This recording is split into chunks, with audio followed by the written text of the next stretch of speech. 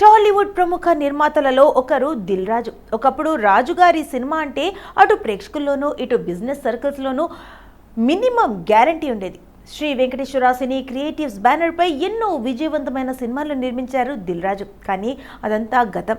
ఇటీవల కాలంలో దిల్ రాజు నిర్మాణంలో వచ్చిన సినిమాలు ప్రేక్షకులను అలరించలేకపోయాయి. అటు బ్యానర్స్కు కూడా భారీ నష్టాలు మిగిల్చాయి. ఈ ఏడాది ప్రారంభంలో సంక్రాంతికి వస్తున్నాంతో పాటు గేమ్ చేంజర్తో వచ్చాడు Dil Raju. Game changer flop కాగా సంక్రాంతికి వస్తున్నాం బిగ్గెస్ట్ బ్లాక్ బస్టర్ హిట్ గా నిలిచింది.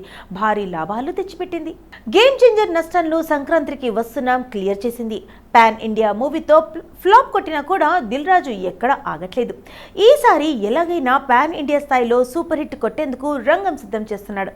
తమిళ డైరెక్టర్ను నమ్మి భారీ డిజాస్టర్ను తెచ్చుకున్న దిల్ రాజు ఈసారి ఏకంగా మలయాళ దర్శకుడిని లైన్లో పెడుతున్నాడు దిల్ రాజు. ఇటీవల మలయాళంలో ఉన్ని ముకుందన్ హీరోగా మార్కో సినిమాను తెరకెక్కించాడు హానీఫ్ అదేని.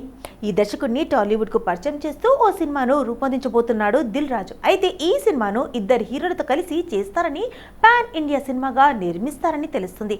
త్వరలోనే ఈ ప్రాజెక్టును అధికారికంగా ప్రకటించనున్నారు దిల్ రాజు.